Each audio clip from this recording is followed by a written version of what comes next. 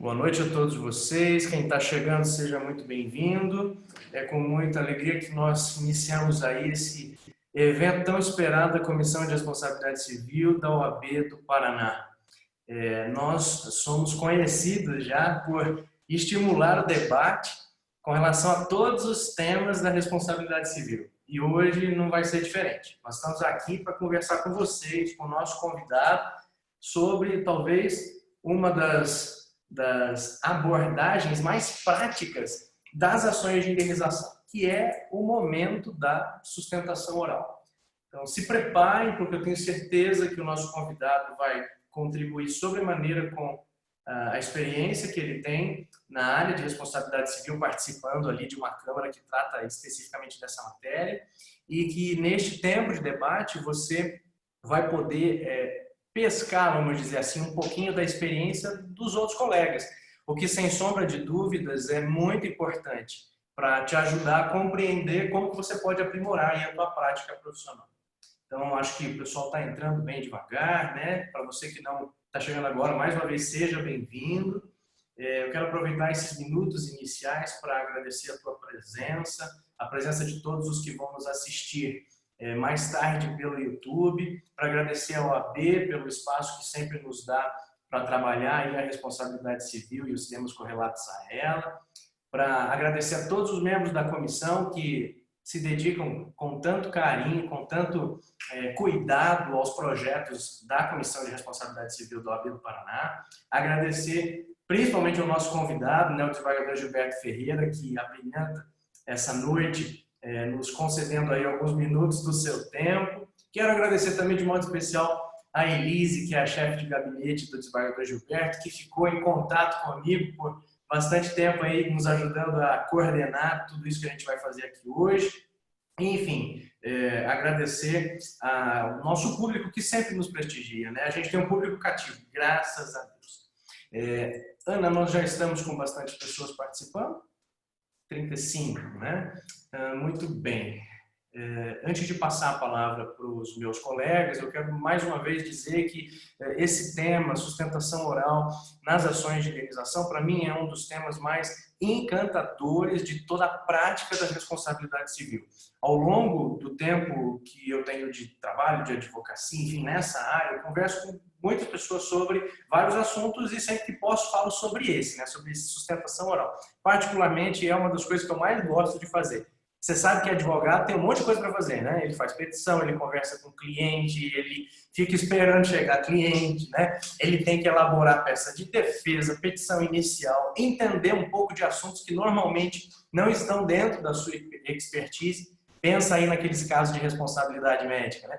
E fora tudo isso, ele ainda tem que ter coragem para se preparar para, no dia do julgamento dos recursos no Tribunal de Justiça, fazer a sua sustentação oral. Essa é, para mim, pelo menos, não sei o que os meus colegas vão dizer, mas uma das coisas mais legais da advocacia. Eu acho que a sustentação oral é a oportunidade de a gente ser, vamos dizer assim, efetivamente advogado, né? A gente está acostumado a encontrar advocacia na televisão, por exemplo, em novela, em filme, ou seja, lá onde for, vendo advogado fazendo a sua defesa de modo oral. Por mais que no Brasil não necessariamente funcione desse jeito, né? Mas é isso que a gente está acostumado a ver. A sustentação oral é um momento onde realmente essas cenas que a gente via antes de se formar, antes de trabalhar, elas vão se tornar, de certa maneira, realidade, né? Esse é o momento e talvez o único momento, se não o único, um dos mais importantes, para não dizer o mais importante, em que você, advogado, vai poder ter contato, olho no olho, com o julgador. Onde você, advogado, vai poder, oralmente, levantar todas aquelas questões que você entende como relevantes para o teu caso. Então, assim, qual que é o objetivo desse encontro? Por que é que eu estou falando tudo isso de início? Para dizer para você que a gente quer te mostrar hoje que vale a pena você investir nesse momento do processo. Não desperdice essa oportunidade. Eu te falei até agora que eu acho que esse é um dos momentos mais importantes de todo o processo. Então, assim, espero que ao final você possa ter essa mesma impressão. E não se esqueça de que a gente está falando aqui de ação de indenização. Se a sustentação oral talvez seria importante, relevante, essencial em qualquer processo, quanto mais numa ação de indenização. Aqui nós tratamos de fato, se tem um tipo, não sei o que o meu convidado vai falar, né, mas se tem um tipo de processo em que a gente mexe com prova, com fato, com testemunha, com documento, com perícia, é a ação de indenização. E a sustentação oral, ela se enriquece a partir do momento em que você consegue recheá-la com esse tipo de informação, com informação relativa a fato, com informação relativa à prova. Então, eu espero que comece a ficar mais evidente para você quão importante é a sustentação oral na ação de indenização. É por isso que a gente provocou esse encontro. E o motivo de a gente ter convidado o desembargador Gilberto Ferreira é porque eu acho que ninguém melhor do que o destinatário da sustentação oral para contar sobre a sua experiência, ouvindo toda semana, já há mais de 7 anos, quase que dezenas, para não dizer centenas, toda semana de sustentações orais sobre temas diversos, sobre acidentes diversos, sobre danos diversos, indenizações diversas, enfim. Eu acho que a gente está aqui com uma das melhores pessoas para falar sobre este assunto. Então é com essas breves palavras que eu queria te desejar um ótimo evento.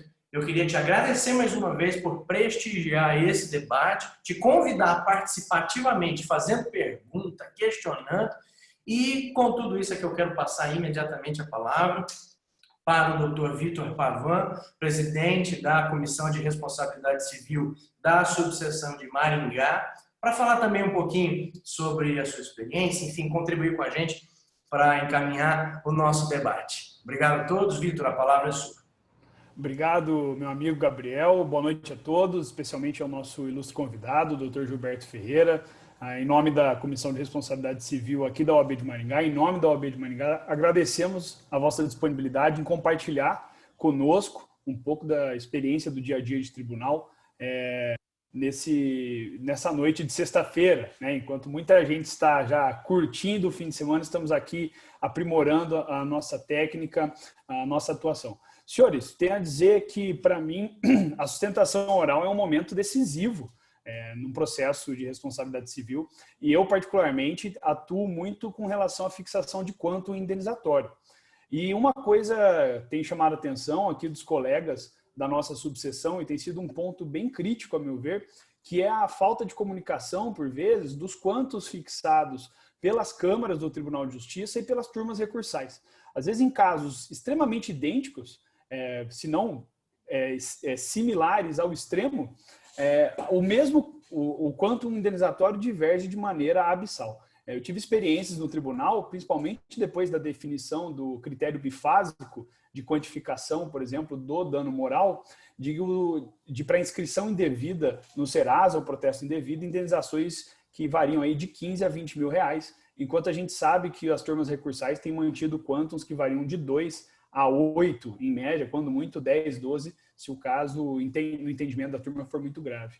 Entendo que essa talvez seja uma situação a ser trabalhada pela necessidade de uniformização da jurisprudência. Eu, particularmente, sou contra o tabelamento do dano moral, acho que não é a saída, mas talvez uma melhor harmonia entre as turmas recursais e as câmaras do TJ, a meu ver, seria uma saída interessante. Então, aos colegas advogados, é sempre importante levar para o tribunal esses casos análogos anteriores que permitam ao tribunal aplicar o critério bifásico de forma a quantificar com segurança e com uma certa previsibilidade os danos morais decorrentes de atos ilícitos similares. Então, essa seria a minha contribuição de forma muito rápida aqui, para não também tomar o tempo de quem realmente vai ser o nosso principal ator dessa noite, o nosso convidado, o desembargador Gilberto Ferreira, mas dizer que isso é o que tem o sentido aqui na nossa comissão, que tem sido um fator que surpreende os colegas que atuam principalmente em juizados especiais,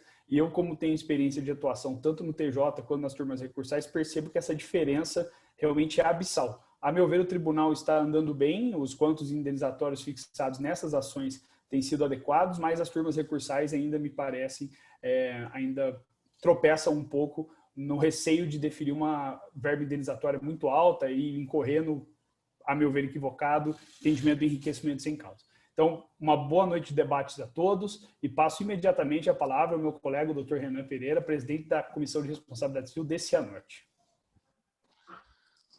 Boa noite, pessoal.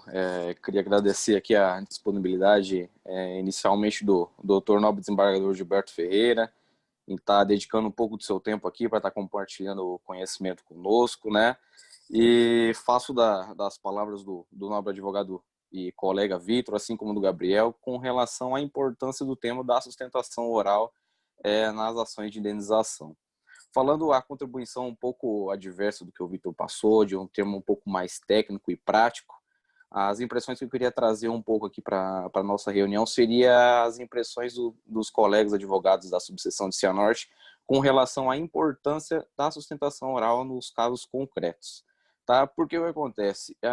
Tomamos a liberdade aqui de fazer alguma enquete, de trabalhar junto da comissão para ter, na verdade, uma ideia de como que os colegas estão trabalhando nessa questão da sustentação oral. E ao que se percebe é que, tanto quanto os colegas mais jovens, assim como eu, que são até os 5 anos ali de exercício profissional, assim como os colegas um pouco mais experientes, muitos poucos, diríamos aí que, pelo que a gente pôde perceber, cerca de a cada 10 advogados, somente 2 ou 3 já realizaram a sustentação oral junto ao tribunal, às câmaras civis ou também às turmas recursais. E a maciça maioria deixa, às vezes um pouco com receio, um pouco de medo de falar em público, deixam de estar fazendo a sustentação oral. Então, com relação às nossas impressões aqui da subseção de Cianorte, da nossa comarca, eu acho que esse evento seria de suma importância para essa questão de esclarecer um pouco a mais da importância de como funciona a dinâmica da sustentação oral em termos práticos mesmo.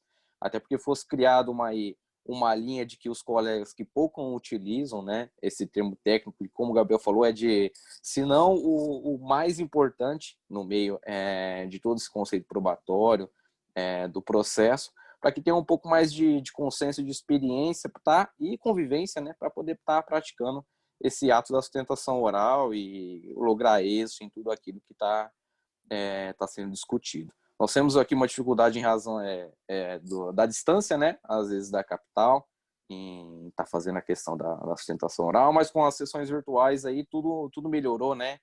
O acesso está muito mais fácil, as sessões ontem mesmo pude acompanhar a sessão da própria 8ª Câmara Civil pelo YouTube, então eu acredito que com a questão da tecnologia e com o intuito da Comissão de Responsabilidade Civil em trazer uma pessoa tão importante com relação ao tema num evento desse, vai agregar bastante em tudo isso daí. Enfim, esse é o que eu queria contribuir inicialmente com o pessoal. Uma boa noite a todos e queria passar a palavra ao Dr. Walter, né? Antes de passar a palavra ao Walter, Renan, me perdoe te interromper, eu só quero dar alguns avisos para vocês, tá? Primeiro, queria lembrá-los de que a comissão ela tem divulga muito os seus trabalhos, os seus projetos nas suas redes sociais, tá? Então eu quero aqui te convidar a curtir e a seguir as nossas páginas nas redes sociais, tanto Instagram, Facebook, YouTube. Se você puder, vai lá, é crc.oabpr, tá? Não tem erro. Tudo que a gente faz, assim como as comissões do interior, são divulgadas nessas páginas. Então, se você puder, te convido ali a nos seguir. Tá? Segunda coisa que eu queria te dizer nós temos 2 eventos nos próximos 2 meses, então também quero te convidar a participar. O primeiro vai acontecer no dia 15 de outubro, às 9 horas da manhã, uma terça-feira, e o tema é seguros e ações de indenização. Então, a gente vai falar sobre coberturas securitárias, se essas coberturas envolvem honorários advocatícios de sucumbência ou não, e etc.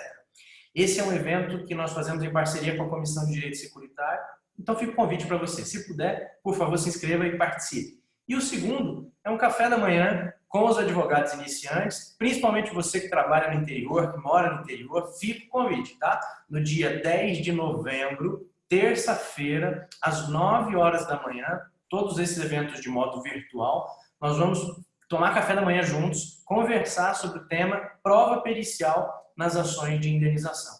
A gente vai falar um pouquinho sobre ações diversas, focando nesse tipo de prova. Perícia médica, perícia odontológica, outros tipos de perícia, acidente de trânsito e assim por diante. Fica o convite para você, tá bom? Agora eu quero só te dar algumas orientações com relação ao modo como o nosso evento vai ser conduzido e principalmente como vai ser coordenado o momento do debate, tá? Peço que vocês coloquem como nome de vocês aqui no Zoom, o nome real de vocês, tá? Por que eu digo isso? Porque às vezes você entra e o sistema coloca qualquer coisa menos o seu nome. Isso é importante para que você consiga o certificado depois, então a tua frequência nós checamos dessa forma e para que quando você for fazer alguma pergunta, a gente possa te identificar, tá bom? Senão a gente não vai conseguir entender com quem é que a gente está falando. Então escreve, por favor, o teu nome. Segunda coisa, desliga o teu microfone, tá? E liga só na hora de você fazer alguma pergunta. Quando o desembargador Gilberto terminar de falar, a gente vai abrir espaço para o debate e esse debate vai acontecer de duas formas, tanto pelo chat como por meio de uma pergunta feita no microfone. Você pode usar o meio que você quiser, tá? Eu só te peço que deixe para fazer isso no momento do debate, para que não interfira na comunicação no momento que ele estiver falando, nosso convidado, e para que você também consiga entender bem o que ele estiver dizendo e possa participar de modo mais produtivo desse tempo de interação. Então desliga o teu microfone. A tua câmera você pode deixar ligada, não tem problema. Aí você decide se você prefere ser visto ou não. Mas o microfone te peço que permaneça desligado até esse momento. E quando você for fazer uma pergunta, lá no momento apropriado depois da fala do nosso convidado, te peço que você também não demore muito, tá? A gente tem 125 inscritos, se eu não me engano. Então tem bastante gente. Claro que não vão ser todos que vão perguntar, mas para não cansar ninguém, faça uma pergunta bem objetiva, tá bom? Era isso, quero passar a palavra então para o Walter, para que ele possa apresentar o nosso convidado. Obrigado, Gabriel. Boa noite a todos. Passamos agora, então, ao brilhante currículo do desembargador Gilberto Ferreira, bacharel em Direito pela Universidade Federal do Paraná, turma de 1979, mestre em Direito e Relações Sociais pela Universidade Estadual de Londrina, ingressou na magistratura através do concurso público em 1984, quando atuou como juiz substituto na comarca de Jacarezinho. Foi titular nas comarcas de São Jerônimo da Serra, Ribeirão Claro, União da Vitória, Paranaguá, Curitiba, até ser promovido a juiz substituto de segundo grau, atuando então na terceira Câmara Criminal de Curitiba, do Egrégio Tribunal do Paraná. Tomou posse como desembargador do Tribunal de Justiça do Paraná no dia 3 de dezembro de 2013. Atualmente integra a 8ª Câmara Civil do Tribunal de Justiça do Paraná, responsável pelos julgamentos das ações relativas à responsabilidade civil. É autor também dos livros Aplicação da Pena, O Rio Nasce na Montanha e Segue Rumo ao Mar e As Minhas Histórias. Diante desse brilhante currículo, passamos então a palavra ao eminente desembargador Gilberto Ferreira.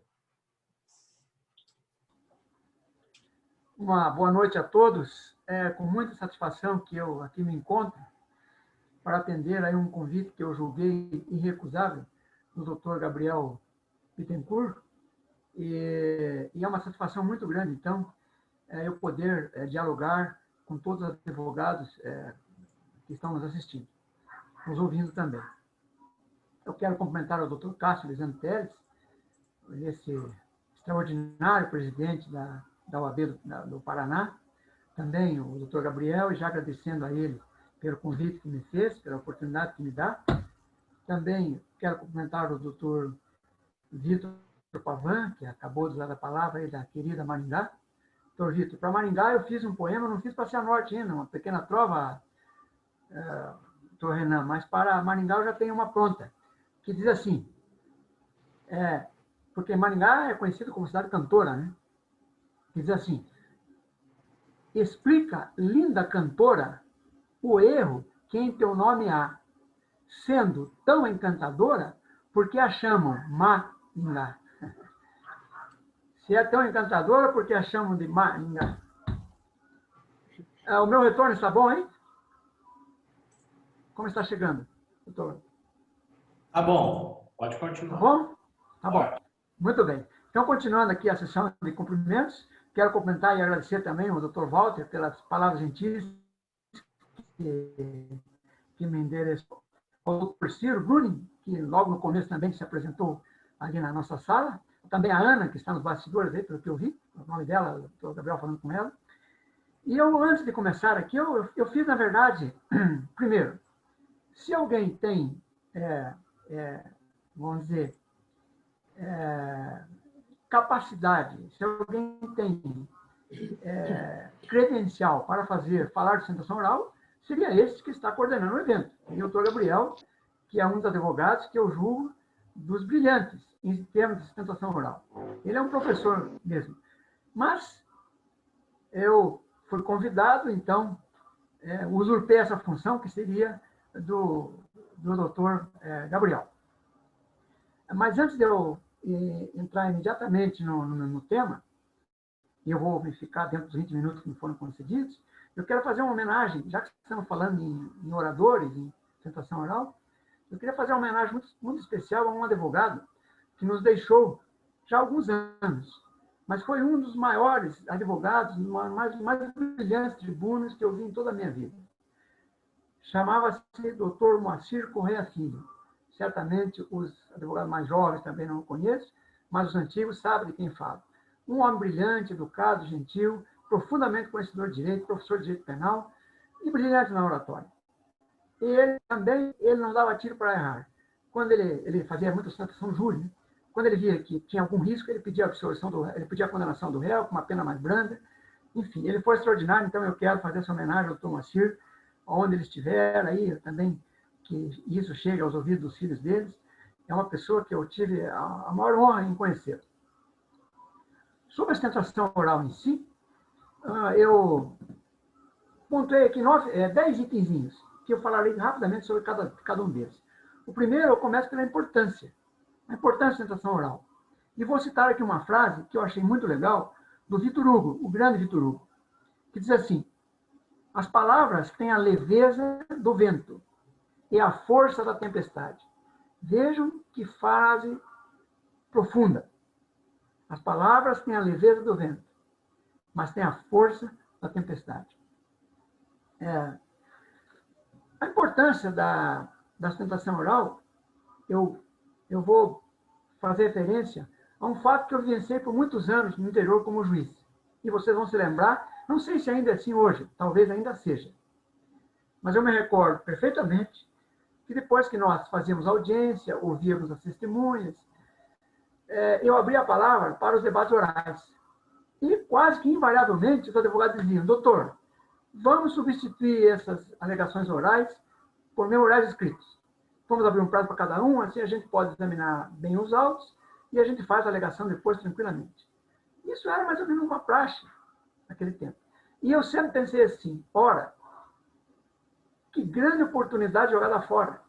Esta é a hora do advogado chegar para o juiz, olhando nos olhos do juiz, e falar exatamente o que ele gostaria de falar em relação àquele processo. Relembrar quais foram as provas produzidas, a maneira como aquela testemunha se comportou, como foi feita a prova pericial, o que disse o perito em juízo, porque às vezes o perito fala uma coisa na prova pericial, nos quesitos, lá nas respostas, mas depois em juízo questionado, ele acaba dando informações que não tinham naquele laudo. E o advogado precisa explorar isso e mostrar para o juiz. Então, ali era a hora. Por exemplo, se também era no processo criminal, era a hora também de dizer, falar da vida do réu intimamente, como é que é o sofrimento dele. Tudo isso depois influiria na aplicação da pena.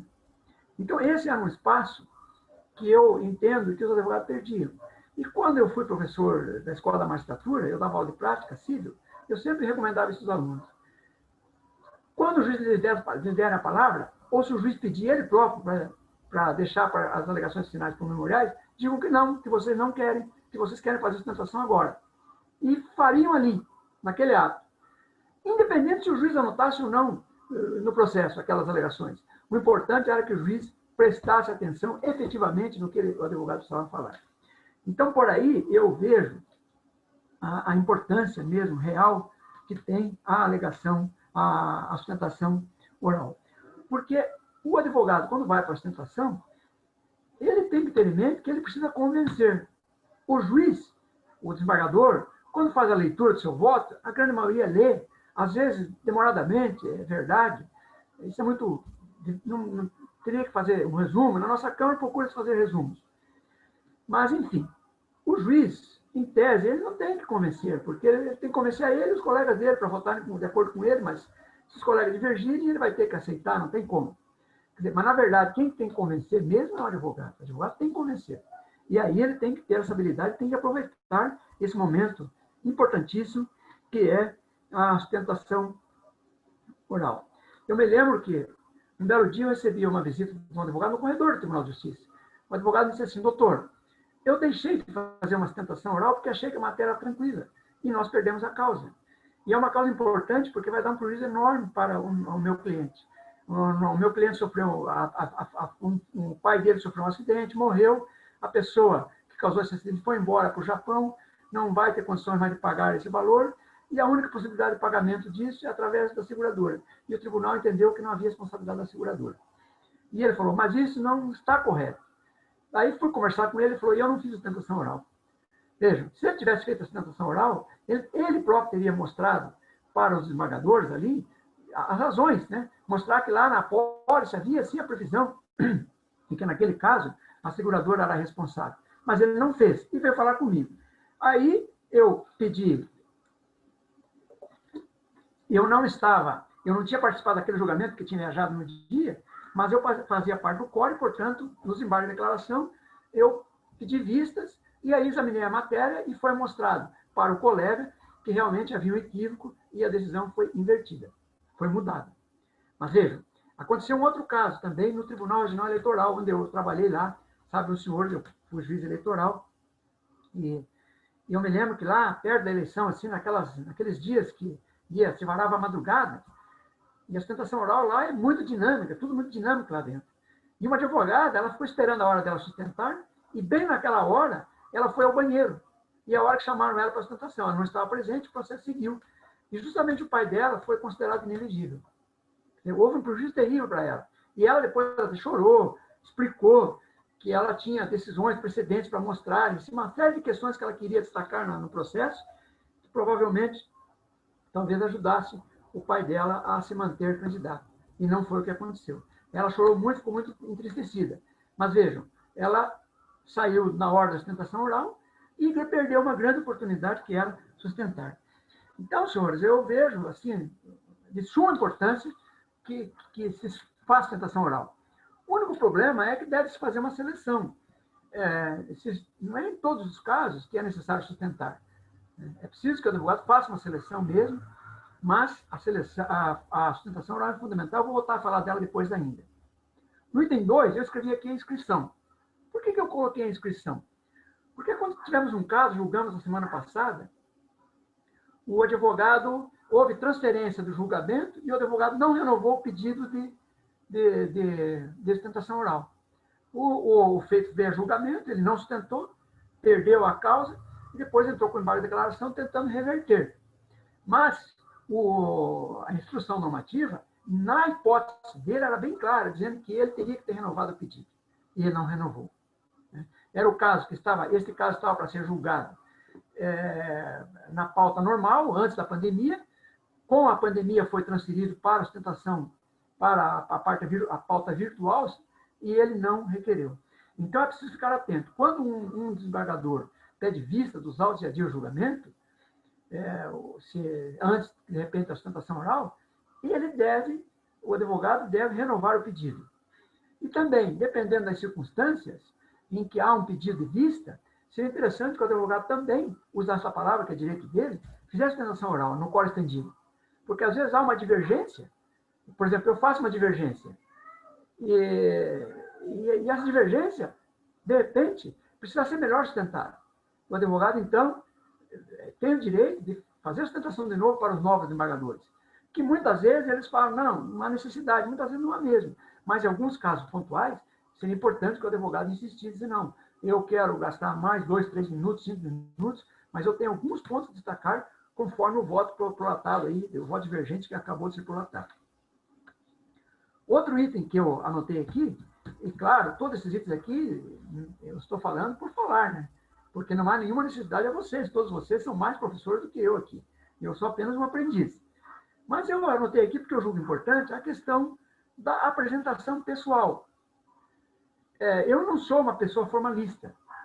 Eu me lembro que uma vez, numa audiência, o corregedor determinou que todos os juízes usassem usassem a toga, em todos os julgamentos.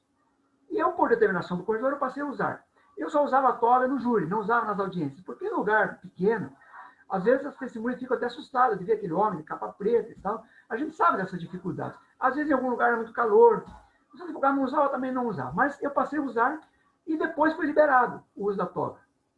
E aí eu cheguei na audiência e falei para o advogado: doutor, o senhor não precisa mais pôr a beca porque eu não vou mais usar a toga. Aí se levantou, ficou muito bravo e disse que eu estava desprezando uma formalidade muito importante, porque a toga era importante, etc. E realmente ele tinha toda a razão. Mas eu só argumentei com ele que a minha formalidade, que eu levava muito em consideração, eram outras. Por exemplo, como o advogado defende seu cliente. Essa é uma formalidade que eu julgo importante. Se o advogado defende mal o seu cliente, esse julgamento tem que ser anulado, principalmente no crime. Então, se a testemunha mente, cabe ao juiz fazer com que se busque a verdade. Isso é uma formalidade importante. Se há discussão dentro da sala, o juiz tem que intervir imediatamente para deixar que as coisas não vão para o lado errado. Isso é uma formalidade importante. Mas o trajar, a testemunha vai de bermuda, mais suja. Quer dizer, vai do jeito que está. O importante é que ela deponha, fale a verdade, cumpra o seu dever. Não é o seu traje. Mas eu sempre lembro que quando a gente vai pedir dinheiro emprestado no banco, a gente não vai desajeitado, né? A gente põe uma roupa boa. A gente não vai desleixado ao gerente do banco. Então, na hora de sustentar, não pode acontecer, penso eu, que já aconteceu, que eu vi, pode ser fake news, mas advogado sustentando numa rede, né? Brincando com uma coisa que é muito séria, né? Muito séria. Então, a apresentação pessoal, ela é importante. O doutor Gabriel, por exemplo, ele tem uma marca registrada dele, que é a gravatinha borboleta, né? É uma apresentação muito legal que eu diferencia mesmo. Mas o uso da gravata nem sempre é necessário, não há necessidade da gravata. Mas, de repente, se apresentar com uma camiseta, né? O juiz com uma camiseta, isso já aconteceu já. Mas não é legal, não é bom para o ritual, para aquele ritual que exige maior responsabilidade. Outra questão que eu estou observando é que, por exemplo, outro dia eu assisti um julgamento em que havia um armário atrás e em cima do armário tinha malas velhas assim. Não tem nada, sem nenhum problema. Mas se o advogado pôr lá atrás alguns livros, de repente um livro de autoria dele, de repente um livro de autoria de um amigo, de repente um painel do seu escritório, de repente uma frase, um slogan do seu escritório, de fundo, fica melhor. Ou um quadro, dando um quadro, trazendo uma mensagem de paz, de alegria. Tudo isso vai influenciar quem está assistindo a explicação oral. Então, acho que isso faz parte também da apresentação pessoal. 4. O doutor Renan, se não me engano, o doutor Renan, ele falou que os advogados da região não estão sustentando muito talvez por timidez. Realmente, a timidez é um problema sério na nossa vida. Eu mesmo tive muita dificuldade para falar em público, muito, até hoje ainda. Mas na minha juventude, eu tremia muito, eu perdi muitas oportunidades porque tinha medo de falar. E quando falava muito nervoso, tremia. Quer dizer, isso precisa ser corrigido. Eu lembro de uma frase que havia numa empresa, não sei se ainda, mas havia, numa empresa aérea de avião nos Estados Unidos, estava escrito assim na porta: a ciência diz que o besouro não pode voar, mas como ele desconhece a ciência, ele voa. Então, veja, o besouro é um animal que a natureza não fez para voar. Ele é todo grande, desajeitado, não tem rabo, o rabo dele é muito curto, mas ele voa. Ele voa com todo o esforço.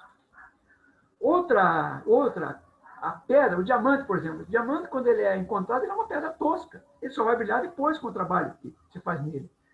A borboleta, por exemplo, a crisálida, quando ela se transforma em borboleta, a crisálida é um bicho horrendo, né? Que vai se metamorfoseando até chegar numa borboleta maravilhosa. Isso não acontece sem sofrimento para ela, sem dedicação, sem esforço. Senão ela morreria lá no casulo. Então, aqueles que têm algum tipo de timidez devem entender que é muito fácil dominar. É muito fácil se dedicar.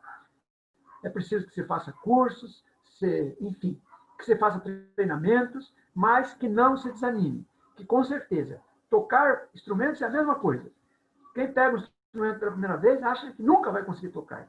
E essa é uma grande, boa ilusão, porque com treinamento, qualquer um toca e toca muito bem ao violão, ao acordeão e assim por diante.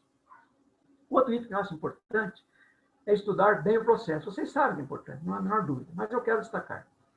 Eu advoguei, quando eu comecei a advogar, trabalhei com um advogado que foi meu professor na minha vida, e que me deu uma grande oportunidade, que me permitiu certamente eu prosseguir e galgar o espaço que eu galguei, que foi o doutor Roberto Machado. Os advogados mais antigos vão se lembrar dessa pessoa. Um homem extraordinário, um advogado brilhante.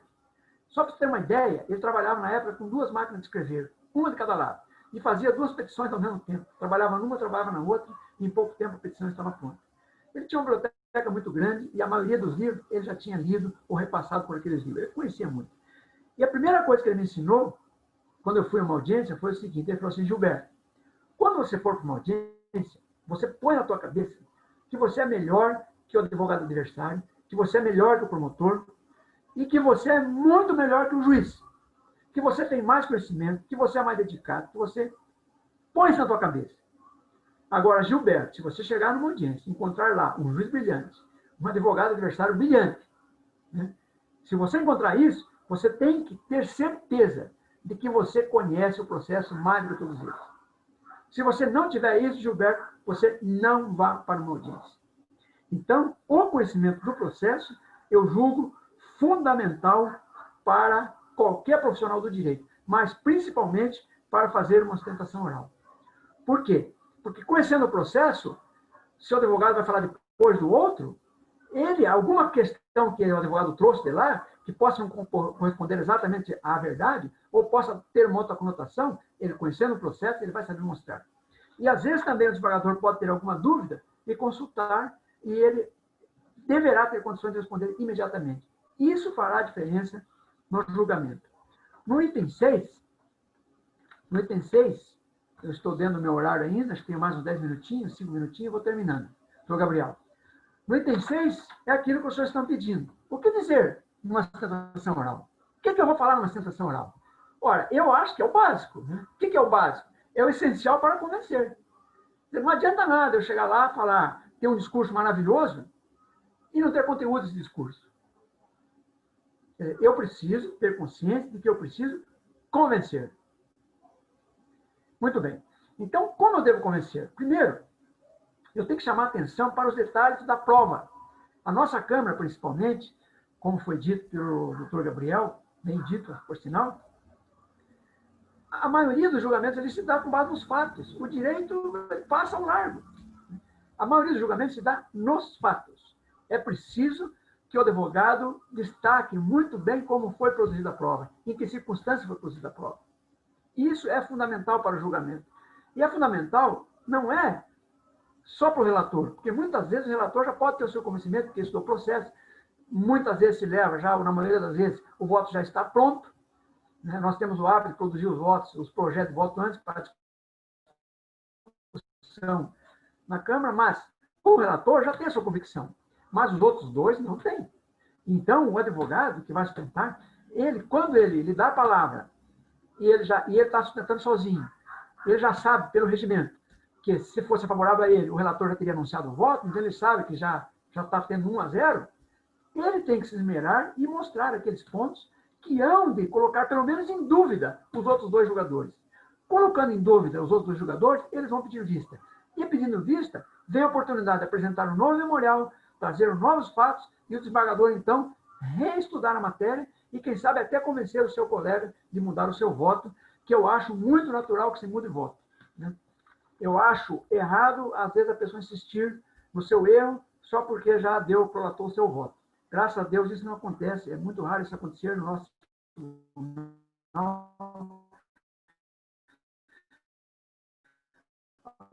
com meus colegas. O dano moral se aborda muito superficialmente o direito a recebê-lo.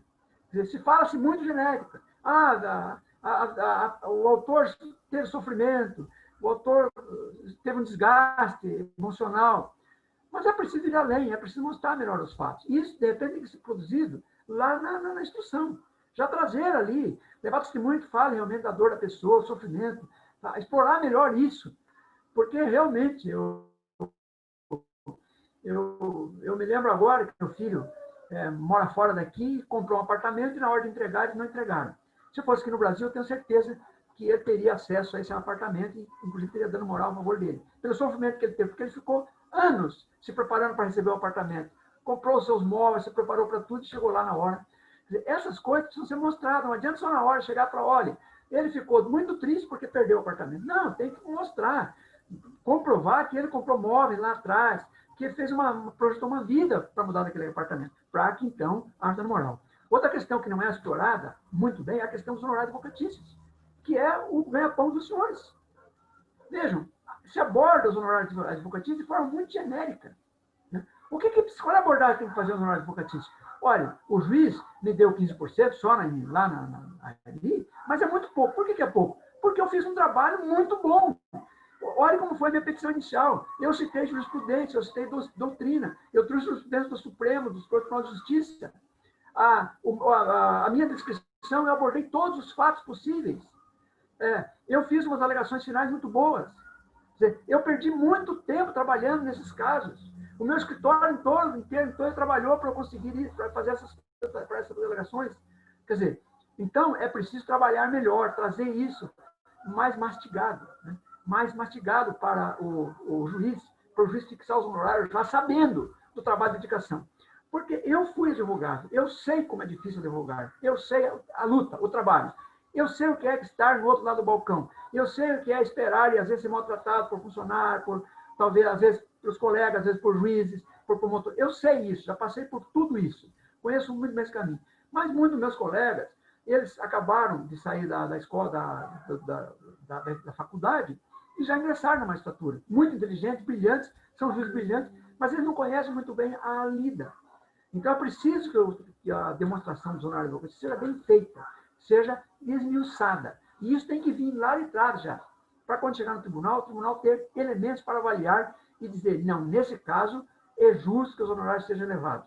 Ou, se houver abuso também, que sejam reduzidos. Mas é preciso que esse trabalho seja feito. E eu não sei, depois vocês me desmitam e me deem sugestões, que é o que eu quero e preciso para melhorar o nosso trabalho, eu quero que vocês me desmitam sobre isso. Mas a impressão que eu tenho, pela minha experiência, é de que realmente se trata superficialmente essa questão, que é a questão dos senhores, né? Que é o trabalho dos senhores. O sétimo, não sair da sala sem aviso. Por que eu digo isso? Porque já fiz referência de uma advogada que foi ao banheiro e perdeu a causa. Então, seria interessante que, ao sair da sala, anunciasse, tivesse a certeza, olha, estou saindo, ou então, se caso cair na internet alguma coisa, procurar de alguma forma avisar, passar, entrar no chat, fazer alguma coisa para tomar ciência. Por quê? Se o caso for levado a julgamento sem a sustentação oral, depois vai ser difícil para reverter. 8, a internet. Gente, hoje nós temos que investir na internet.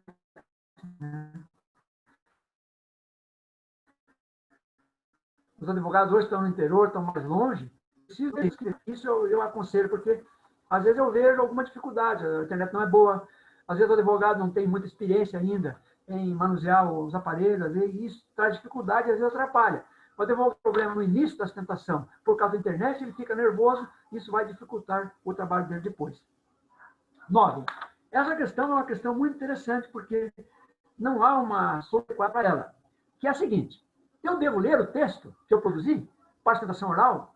Devo fazer a leitura? Ou eu devo falar de improviso? E se devo falar de improviso, devo falar de improviso sem um roteiro ou com um roteiro? Essas são 3 questões que não há unanimidade. Tem muita gente que fala: a sustentação oral, se você fizer a leitura, você não omite nenhum ponto. Muito bem. Isso é verdade. Mas também é menos verdade, e isso nós temos experiência, de que as pessoas que falam muito tempo acabam não tendo atenção. Discurso longo, que a pessoa começa só a ler o discurso, a gente presta um pouquinho atenção no começo, e depois, se esse discurso não tiver muito conteúdo, a gente acaba se desviando da atenção, e isso é um prejuízo enorme para o advogado.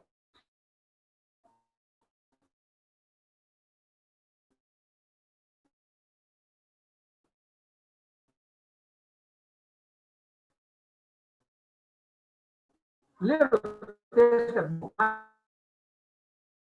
Eu tenho dificuldade, eu vou fazer essa leitura. Mas eu vou treinar bastante para fazer de uma maneira muito natural. O ideal seria, penso eu, fazer a sustentação oral de improviso, de improviso, falando o resumo como 99,9% dos advogados fazem, todos.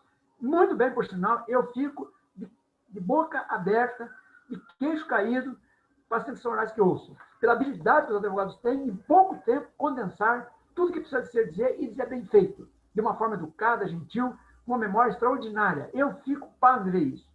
Mas acho que, além disso, é preciso de um roteiro, para não deixar algum ponto de fora. Por último, o item 10, eu coloquei aqui o acreditar no potencial. É preciso que você acredite em você. É preciso que você lembre da história do besouro, que o besouro tem dificuldade para voar, mas ele voa. Dificuldade todos nós temos para tudo. Para tudo. Eu arranho um violão, estou aprendendo a tocar violão. Por isso que eu disse o exemplo do violão.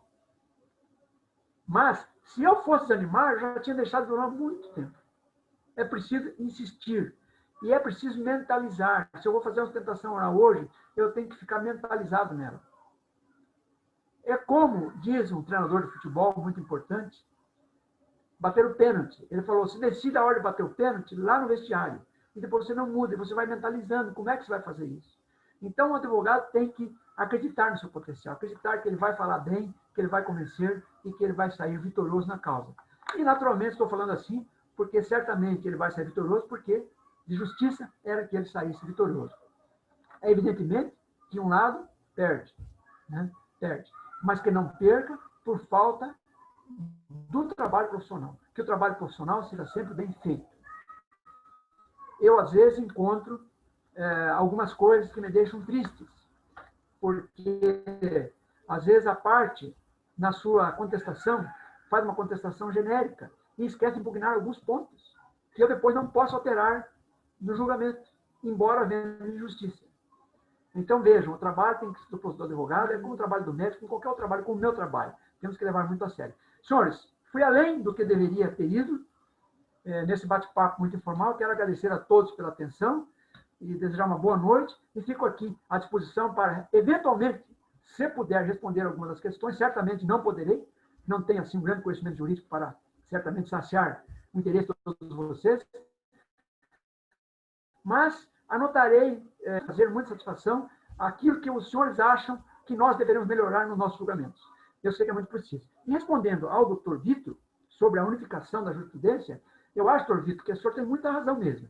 Não se trata de tarifar, mas se trata de unificar, de mais ou menos unificar os julgamentos.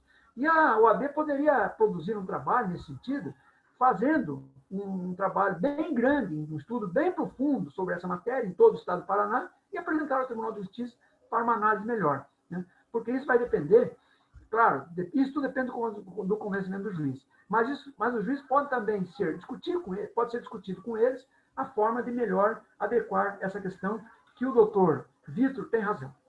É assim como assim manifestei, meus queridos amigos, fico à disposição. Muito obrigado a todos. Muito obrigado, desembargador Gilberto. Foi ótimo. Quero dizer que o senhor respeitou 100% do tempo. Agradeço por isso. E obrigado pela abordagem bastante prática. Esse era o objetivo. Quero aqui fazer umas observações antes de a gente entrar no momento de debate. A primeira é de que o senhor adiantou já qual é o nosso próximo projeto da comissão, que é o de levantamento de jurisprudência exatamente sobre esse tema. Nós fizemos em 2018 um levantamento de jurisprudência específico sobre responsabilidade médica e odontológica. E esse material, que abordou os últimos 5 anos da jurisprudência do Tribunal de Justiça do Paraná, que analisou 35 mil decisões, focando em 1.140, virou um livro que vai ser publicado ainda nesse ano. Então, esse primeiro trabalho deu início agora a esse segundo, que é o de levantamento de jurisprudência mais abrangente. Né? Então, fique tranquilo que a gente vai fazer isso e o senhor vai ser o primeiro para quem eu vou apresentar esse material. Quero aqui agradecer a presença da doutora Dandara Teixeira, que está nos assistindo do Acre. Obrigado, viu, doutora Dandara? É um prazer ter a senhora aqui com a gente. Também quero dizer que eu fiquei surpreso positivamente com o lado artista do desembargador Gilberto. Eu não sabia que o senhor era escritor e principalmente que escrevia trovas, né? Poxa vida, que legal. O rio nasce na montanha e segue rumo ao mar. Que título interessante. E minhas histórias. O pessoal do direito normalmente gosta de escrever coisas jurídicas, né? Fiquei feliz de saber que o senhor gosta de escrever também sobre outros temas. Enfim, pessoal, vamos começar então agora o nosso momento de debate. Peço que, mais uma vez, vocês desliguem os microfones e ativem o seu microfone apenas no momento de fazer a sua pergunta. A sua pergunta pode ser feita pelo chat ou pelo microfone. Você escolhe, tá? Peço só que tente falar de uma maneira que não gere confusão com outra pessoa que estiver falando, né? Mais uma vez, mudem, coloquem o seu nome na íntegra aqui no Zoom para que você possa ter a tua presença confirmada e o teu certificado emitido para que a gente possa te identificar no momento da pergunta. Quem for fazer a pergunta pelo microfone, só peço também que não demore muito para que a gente não avance muito no horário, ok? Acabei de receber uma nova mensagem aqui dizendo que a Bahia também está presente. Desembargador Gilberto, olha só como o senhor é famoso. Acre e Bahia estão nos assistindo. Muito bem, vamos iniciar o debate pela pergunta do Dr. Ciro. O Dr. Ciro é vice-presidente da nossa Comissão de Responsabilidade Civil e ele pergunta o seguinte, desembargador Gilberto: qual a importância, Ciro, você leu a minha mente, eu ia falar sobre isso agora. Qual a importância da entrega pessoal dos memoriais e de alguns breves esclarecimentos e comentários do advogado com relação ao relator, ao revisor e ao vogal? Desembargador Gilberto, o que o senhor acha sobre isso, a questão dos memoriais, da entrega pessoal dos memoriais? Pergunta um pouco fora do nosso tema, extensão oral, mas dentro, né? Porque mais dentro.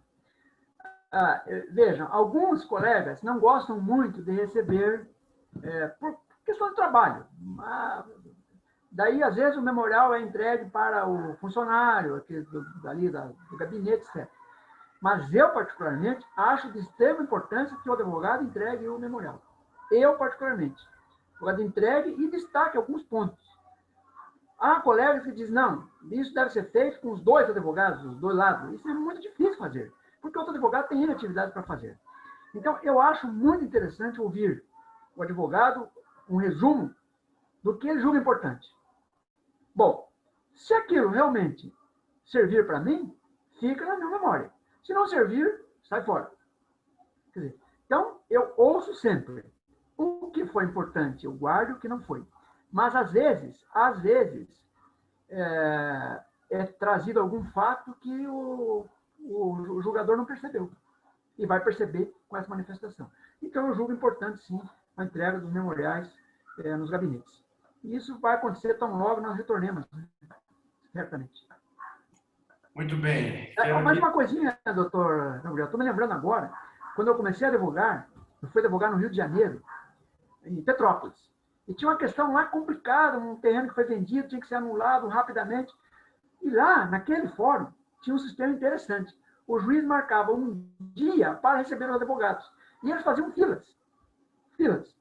E no salão do júri. E ele fazia fila, atendia todo mundo naquele dia. E eu entrei na fila. Chegou a minha vez, expus o fato, o juiz na hora. Anulou o caso e mandou, né, na hora. Ou seja, eu tive a oportunidade de conversar com ele, de mostrar para ele o tempo que nós ganhamos, se eu não tivesse tido essa oportunidade. Então, acho esse fato muito importante. Desembargador Gilberto, agora eu queria lhe fazer uma pergunta. Quando a gente está falando de ação de indenização, né? Então a gente está falando do tipo de ação mais interessante que tem, aquela que acaba recebendo os fatos mais diferentes que a gente encontra. São casos dinâmicos, são casos, como o senhor bem abordou, que envolvem muitas provas, que envolvem, às vezes, depoimentos de várias testemunhas e que envolvem, muitas vezes, uma necessidade de se compreender tecnicamente o que aconteceu. Vou pensar que, por exemplo, numa situação que envolve ali um acidente de trânsito, uma necessidade muito grande de compreender se derrapou ou não, se houve aquaplanagem ou não, se estava em excesso de velocidade ou não, e assim por diante. E aproveitando esse pano de fundo, o que eu queria perguntar é o seguinte: eu pelo menos noto que poderia agregar na sustentação oral, utilizar algum recurso visual, como exemplo, para mostrar para o jogador algo que as palavras por si só não seriam suficientes para mostrar. Então eu me recordo de já ter levado em sustentação oral fotos grandes, de ter levado esquema e assim por diante. Inclusive me lembro de um colega que estava tratando de um caso médico complexo e que levou um boneco lá para explicar onde é que ficava o ponto que foi alvo ali da intervenção do profissional e assim por diante.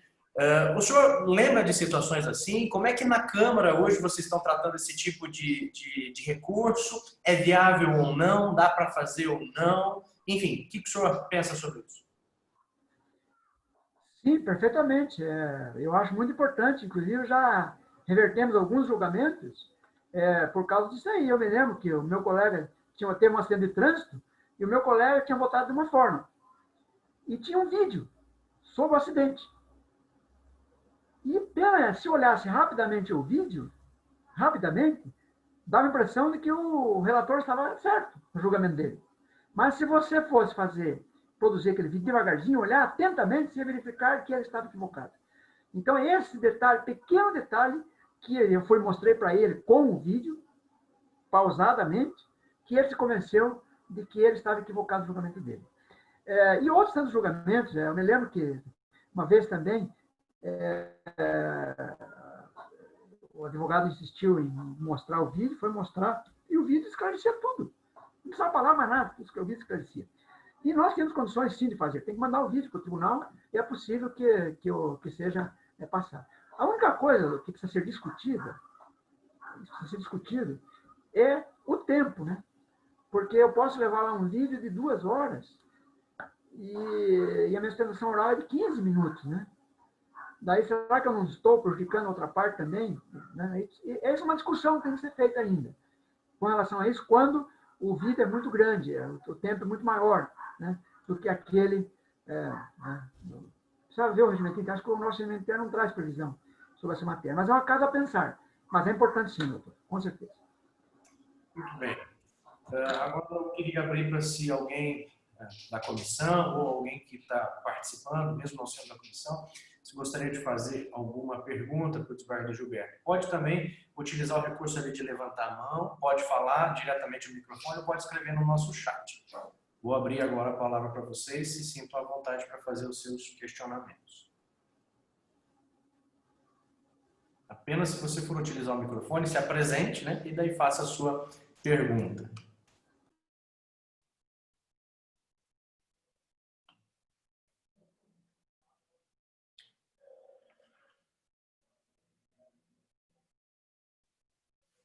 Doutor Fernando Chinfei, eu sei que o senhor não se manifestou, mas de repente gostaria de falar alguma coisa, hein? Sim, gostaria. Estão me ouvindo? Alô? Desembargador Gilberto, posso fazer uso da palavra? Pode, fica à vontade. Tá. Desembargador Gilberto Ferreira, sinto muito honrado de participar dessa live, de ouvir a sua explanação. Eu tenho uma dúvida acerca dos memoriais, mas antes eu só gostaria de falar que eu sou advogado atuante na área de seguros e eu tive o prazer de conhecer o Dr. Roberto Machado. Eu fui estagiário do escritório dele no ano de 88, 89, na esquina das Marechais, no 13º andar. E, de fato, ele realmente trabalhava com as duas máquinas. E hoje, o meu amor pelos livros, eu aprendi com o Dr. Roberto, porque ele realmente tinha muito livro, né? Ele era um amante da literatura e realmente ele é um professor e é um mestre. E também quero deixar um abraço do Dr. James Val, que o doutor deve conhecer, que nós formamos juntos na turma de 91. E quando comecei a advogar, o doutor era o juiz lá em Paranaguá também. Mas a pergunta sobre memoriais ela vai ser bem objetiva. O doutor já esclareceu que os juízes e desembargadores são muito ocupados e nem sempre eles têm todo aquele tempo para ler. O ideal é entregar o memorial assim que é pautado a sessão de julgamento ou na véspera do julgamento? É uma pergunta bem objetiva. Se o doutor puder nos ajudar, eu agradeço desde já. Muito obrigado. Fernanda, primeiro, o que eu falei foi foi testemunhado pelo doutor, seu doutor Roberto Machado. Né? Trabalhamos lá foi a nossa escola. Lá foi nas Tendas dos Marechais. Que saudades, que saudades. Então, o Roberto dizia assim, ele dizia assim, se você quiser ser alguém na vida, chega uma hora antes do trabalho. E leia, estude. Então, tinha que chegar uma hora antes. Mas também um abraço ao doutor James. Não, obrigado. O senhor tocou num ponto muito interessante, porque os dois momentos são importantes. Né? Os dois momentos são importantes. Se entregar o memorial logo no começo, é possível que o desembargador, já quando for fazer o estudo do caso, ele já tenha despertado pontos essenciais daquele julgamento. Né? Obviamente que isso é um direito das duas partes, né? Não é só de um.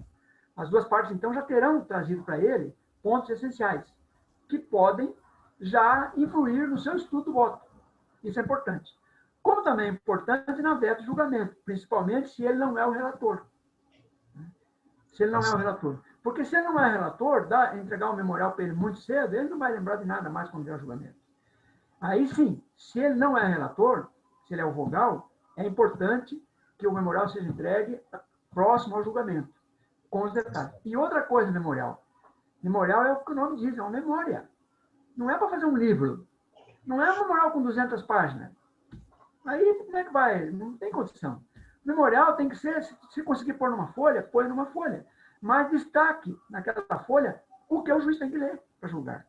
Doutor, a prova que vai decidir essa questão está nas folhas tais. A testemunha faltou com a verdade por isso, por isso. Veja lá no item tal. Assim deve ser o memorial. Uma memória, não um livro. Não um livro. Desembargador, muito obrigado, tá? E gostaria um dia, se possível, de pegar uma assinatura no seu livro aqui. Tá certo? Será uma honra. Esse livro está esgotado. Esse aqui eu comprei em 99. Trazer no mercado de novo. Muito obrigado, tá, desembargador? É uma honra, viu? Muito Tá obrigado. Certo. Muito obrigado pela deferência. Obrigado, hein? Obrigado. Pessoal, o microfone está aberto, vocês podem fazer as suas perguntas, tá? Desembargador, enquanto o pessoal se organiza aí, o senhor se lembra de algum caso, eu te diria um só de exemplo, ao longo do seu tempo de tribunal e especificamente do seu tempo de Câmara de Responsabilidade Civil, de algum caso que lhe marcou porque, por exemplo, o advogado que fez a sustentação levantou algo que era super relevante, que mudou o julgamento, que o senhor pudesse compartilhar como um depoimento prático, real, de um caso que foi, vamos dizer, teve um desfecho diferente porque a sustentação foi relevante? Doutor Gabriel, isso acontece constantemente. Constantemente. No julgamento de quarta-feira, de quinta-feira, de agora, ontem, por exemplo, o advogado mandou um pequeno áudio insistindo. E a matéria dele já foi apreciada por tribunal, etc. Mas ele insiste. E dentro da insistência dele, eu pedi vista. Vou examinar melhor. Se ele tiver razão no que ele fala, vai ser acolhido. Né? Se não tiver, mas o fato é que ele me convenceu a reexaminar a questão. Entendeu, doutor? E eu nem levei a julgamento, suspendi. Então, eu acho realmente importante. Isso tem acontecido muito. Pela sustentação oral, mudar o curso do destino. Por quê? Porque estava se cometendo um equívoco, né? E a sustentação oral mostrou o equívoco. Só isso. Né? Não houve nenhum milagre nisso. Apenas que o advogado na sustentação oral mostrou que havia equívoco. E aí o desembargador repensou e mudou. Mas, doutor, se for fazer uma pesquisa, o senhor vai ver que é grande o número de reversão desses casos. E, inclusive, eu já me lembro de ter conversado com advogados, principalmente no interior, alguns que acreditavam na sustentação porque achavam que o próprio relator não podia mudar o voto. Mas o senhor mencionou, acontece de mudar o voto, né? Sim.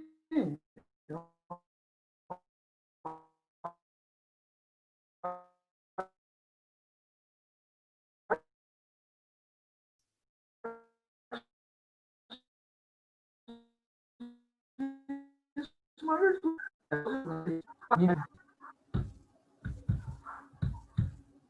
Pessoal, alguém gostaria de fazer mais alguma pergunta? Agora voltou. O Gabriel voltou na internet. Seu áudio estava Voltou. cortado. Tá Não, ouvindo? estava cortado. Agora voltou. Estou ouvindo bem, ok. Alguém gostaria de fazer mais alguma pergunta?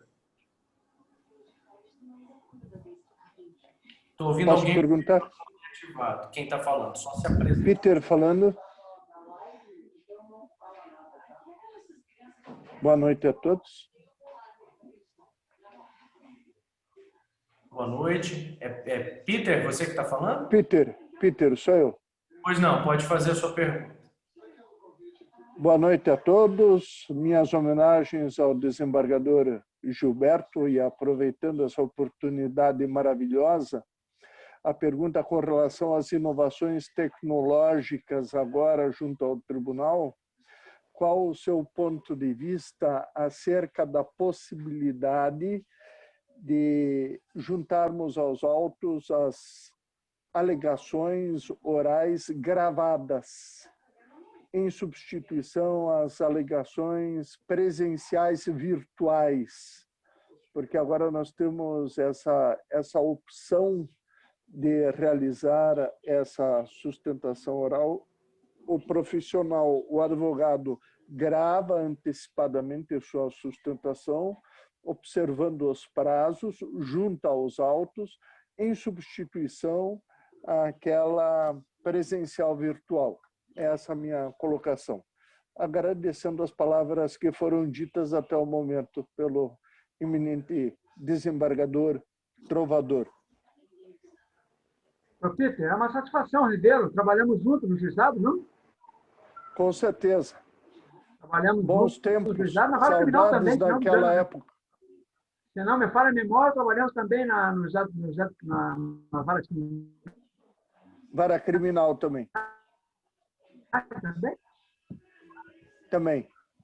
Tive algumas sentenças magistrais proferidas por Vossa Excelência. Travou. Algo travou. Desembargador Gilberto. Nós não estamos lhe ouvindo. Acho que a sua transmissão está... Agora voltou. Agora. Voltou. Então, só responder o doutor Peter. Veja, essa questão de enviar o áudio, para o advogado é bom, né? Porque ele pode fazer diversos áudios e, quando tiver bom, ele encaminha aquele áudio. E, naturalmente, ele será ouvido pelo tribunal. E também a sustentação oral, né? Ela também tem o mesmo efeito. Vai depender de cada advogado, cada momento, cada circunstância. As duas são importantes. O gravar o vídeo é a vantagem porque você pode refazer diversas vezes, né? Até ficar bom. E na sustentação oral, você só faz ali na hora e ao vivo, né? Não tem como você repetir. Mas é possível os dois casos. Meu questionamento é depois que voltarmos, né, quando acabar a pandemia, por exemplo, os advogados terão interesse em continuar fazendo sustentação oral por vídeo, né? Ou se preferirão ir até o tribunal. Não sei como é que os advogados vão se posicionar quanto a isso, doutor Gabriel. Pois é, também não sei. Muito obrigado, agradeço a atenção. Obrigado, Peter, pela tua pergunta. Pelo menos... Desativando o microfone aqui, obrigado. Obrigado. Pelo menos essa possibilidade de fazer a sustentação virtual é uma mão na roda para o advogado que não tem como vir a Curitiba, né? Para quem está em Curitiba, imagino que de repente ele prefira ir ao tribunal, mas para o interior, que nos assiste em peso hoje, essa é uma boa oportunidade para se fazer presente ali no tribunal. Doutor Ciro, o senhor gostaria de fazer alguma pergunta? Eu queria fazer uma pergunta, aproveitando o gancho, né, do que foi perguntado para o doutor Peter. Doutor Gilberto, o que o senhor, os colegas do senhor, das câmaras, estão conversando a respeito dessa nova situação que nós vivemos, né? A Covid-19 está aí, mudou várias formas de trabalhar nossas, né? Tanto do tribunal quanto dos advogados, todos os agentes hoje, todos os operadores do direito estão reaprendendo a trabalhar. O que a gente pode esperar do tribunal hoje em termos de comportamento daqui para o futuro? É mais uma pauta virtual? Nós vamos voltar às pautas lá em loco? o que o senhor tem ouvido internamente? O que o senhor e os colegas do senhor, se o senhor pode falar assim, talvez não possa, mas, enfim, o que a gente pode esperar? Qual é a expectativa nossa para o futuro, na visão do senhor? Ciro, o futuro é esse futuro que nós estamos vendo, né? É o futuro, não temos mais como fugir dele. O futuro vai ser muito chato, porque nós não vamos mais jogar futebol no campo, nós vamos jogar só no... Porque eu ir ao campo de futebol, me machucar, né? Se eu posso ficar no meu videogamezinho aqui jogando e fazer tudo, fazer os gols, por que eu tenho que ir no campo, sofrer lá, levar porrada dos outros jogadores? O futuro vai ser muito chato, muito chato. Em relação ao que vai acontecer no Poder Judiciário, vai depender muito também do CNJ, né? Muito CNJ. Como é que o CNJ vai administrar essa questão futura? A minha opinião é que nós, por algum tempo, vamos seguir um sistema misto de trabalho presencial e trabalho virtual. Então, nós vamos fazer misto. Até que um dia vai se deixar o presencial e vai ficar só no virtual. Esse dia, certamente, eu não estarei mais aqui. Mas vai acontecer. E aí vai ser aquele mundo chato. Já está ficando chato. Muito chato. Mas eu acho que vai ser um misto, doutor. Ou seja, nós vamos ter a sustentação, vamos ter a sessão presencial e o advogado vai poder participar virtualmente, futuramente. Nós teremos o atendimento nos gabinetes e, eventualmente, um dia por semana para receber os advogados que queiram e os outros dias trabalharemos em casa. Penso que será assim, no começo, até que depois as coisas se encaminhem para lá onde eu acho que vai ser chato. Se Deus quiser, o senhor vai ver até o final essa história, então. Não vai ser tão rápido assim, vai demorar bastante. Obrigado. Obrigado, Ciro. Eu quero passar a palavra agora para o doutor Hugo. Hugo, você também tem uma pergunta, fique à vontade. Doutor Gilberto, boa noite, agradeço o seu tempo para despender aqui com a nossa reunião. Eu sou mais um integrante da Comissão de Responsabilidade Civil e tenho tido alguma prática já de fazer as sustentações orais, e a minha pergunta é um pouco inusitada, né? Durante a sua carreira, em algum momento, porque durante o seu depoimento você falou, não, o advogado ele tem que analisar bem o caso de fazer ou não a sustentação oral, porque não vão ser todos os casos, que cai muito no subjetivo do advogado. Então, a minha pergunta é o seguinte, já aconteceu, é possível, de o relator ele ter um voto favorável para o advogado que opta por fazer uma sustentação oral e durante a sustentação oral ser percebido algum ponto desfavorável e alterar o voto que seria favorável? Existe uma situação, já aconteceu alguma situação inusitada assim? Obrigado mais uma vez pela sua disposição, tá bom? Hugo, primeiramente, parabéns pelo nome, né? Eu citei o Vitor Hugo ali, Vitor Hugo, no meu início, mas eu admiro muito esse escritor e o Hugo é um nome muito bonito, muito forte. Sim, doutor, isso eu lhe digo que é muito frequente, sabe? É muito frequente a gente se convencer de que estava equivocado inicialmente, sabe? Porque o movimento de trabalho é muito grande, muito grande, e por mais que se atente, por mais que se veja, sempre pode ficar alguma coisa fora que não se percebeu. O olho da gente, nós temos 2 olhos, a gente não enxerga tudo, né? Alguma coisa pode ficar que a gente não veja. E a sustentação oral desperta isso. Despertando, o desembargador vai ficar na dúvida, ele já vai parar, vai recuar. Vai recuar e vai reestudar o caso. A menos que ele já esteja convicto, precisamos convicto. Mas quando é trazido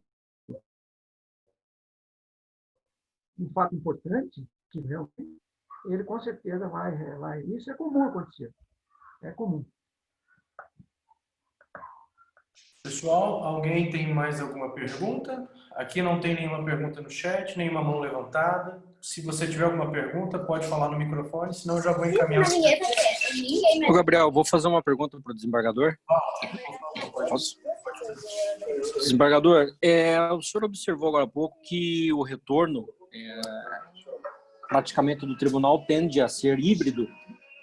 Os advogados poderão fazer a sustentação oral virtual como presencial. O senhor entende isso como de repente, vê isso como um problema, de repente, para uma das partes, para a defesa, enfim. Falo aqui da acusação porque o senhor já foi lá do criminal também já trabalhei uma época no criminal, hoje estou aí com a responsabilidade civil. Mas o senhor vê um problema já acentuado mais para frente de essa hibridez causar algum problema para alguma das partes? Bom, doutor Walter, isso é uma impressão que eu tenho, né? Que vai se acomodar dessa forma. Mas é uma questão a ser discutida, né? Eu penso o seguinte, que a sustentação presencial, talvez ela seja mais... por exemplo, vamos supor assim, a gente vê alguém ser assassinado na televisão. Choca a gente, né? Choca. Aquilo machuca a gente. Mas se a gente vê pessoalmente aquilo acontecer, nunca mais vai tirar da sua alma. Nunca mais aquela dor, aquele sofrimento de ver aquilo. Nunca mais. Vai ficar marcado. Então, a sustentação presencial ela tem essas coisas. Ela é mais forte do que a nossa conversa. Se nós dois estivéssemos conversando pessoalmente, seria um pouco diferente. Um pouco diferente. Se eu estivesse triste, por exemplo, talvez o senhor tivesse mais condições de entender que eu estava triste. Ou que eu estava eufórico, né? E mais pelo vídeo nós não temos. Mas daí vai depender de cada um, né? De cada parte. Se ela julga interessante fazer sustentação presencial, ela vem fazer lá do interior. Se ela julga importante fazer lá da sua cidade, faz na sua cidade. Mas essas coisas só o tempo vai dizer, né, doutor? Eu não sei como é que vai seguir esse caminho. Mas é uma questão interessante a sua. Bem interessante. Eu não tinha pensado mesmo. Se isso vai haver algum desequilíbrio. Obrigado, Walter, pela pergunta. Mais alguém gostaria de fazer alguma pergunta? Eu tenho uma pergunta, presidente. Quem está falando? É Bruno Calegari. Oi, Bruno. Por favor, pode fazer a sua pergunta. Só peço perdão inicialmente, que eu estou sem ter como ligar a câmera, que hoje eu tive que fazer uma diligência em outra cidade, não estou no meu escritório, então não consigo ligar a câmera no momento. Mas não podia deixar de participar da reunião, prestigiar o que o doutor Gilberto tem a dizer. Eu tenho uma pergunta em relação à questão de julgamento virtual. Isso nós temos já antes, né, da pandemia, habilitado essa modalidade de julgamento, né, na pauta virtual.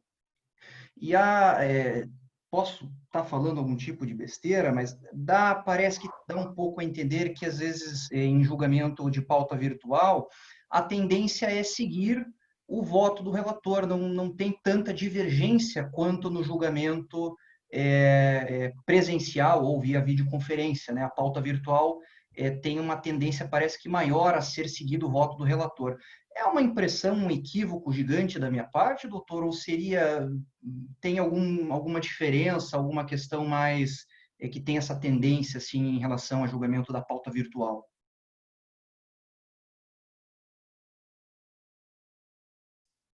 Desembargador Gilberto, o senhor não está aparecendo para mim aqui, não sei se o senhor está conectado ainda, se está ouvindo bem, se conseguiu ouvir a pergunta do doutor Bruno.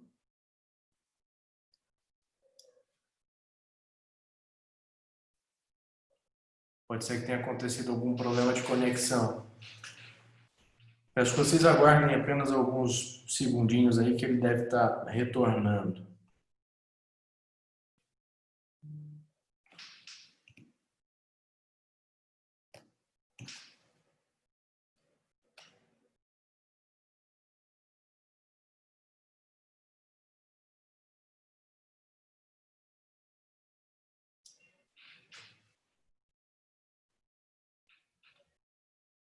Desembargador Gilberto?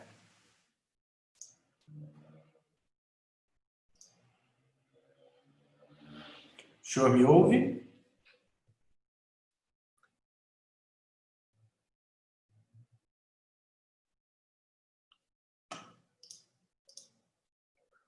Eu estou em contato aqui com a Elise, a assessora do desembargador, e ele deve estar com algum problema de conexão, pessoal. Peço que vocês aguardem apenas um pouquinho que ele está retornando, tá?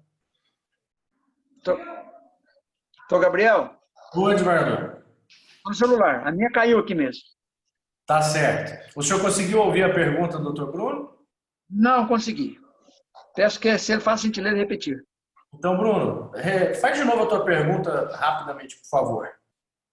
Tudo bem. Doutor, Nós temos hoje a pauta virtual, né, no Projude, não só a presencial. Isso já faz tempo antes da pandemia, né? O que parece é uma tendência, assim, uma impressão de que em pauta virtual, o julgamento, os desembargadores tendem a seguir mais o voto do relator, em comparação com os julgamentos presenciais ou via videoconferência. Essa impressão confere ou é um grande equívoco pensar assim? Bruno, obrigado pela sua pergunta. Parabéns, aí estava trabalhando e retornou mais tarde. Doutor Bruno, veja, na sessão virtual, os votos ficam disponibilizados por uma semana, né, de segunda a sexta. E durante essa semana, travam-se discussões a respeito dos votos. E muitas vezes a divergência, o relator ele acaba aceitando a divergência e acaba mudando o voto. E às vezes ele mantém. Então, durante a semana é discutido. Talvez por isso é que não apareça muita divergência, porque às vezes elas são resolvidas internamente. Mas não posso responder, por exemplo, nas outras câmaras, ou mesmo na nossa, se isso é um fenômeno que o senhor está observando. O que há é que, com o julgamento virtual, os votos ficam disponíveis, né, por uma semana. E nessa semana se discute aquele voto. Vai se votando na medida que vai se entendendo que acompanha ou não, vai se votando. Mas a discussão é bastante grande, sabe, doutor? Dentro na sessão virtual. É intensa. A gente trabalha muito, porque tem que ler todos os votos, conferir, olhar a prova. É trabalhoso. Mas agradeço a sua pergunta e acho interessante a sua questão. Obrigado, Bruno, pela pergunta. Pessoal, em razão do horário, eu já quero encaminhar aqui o encerramento desse nosso encontro.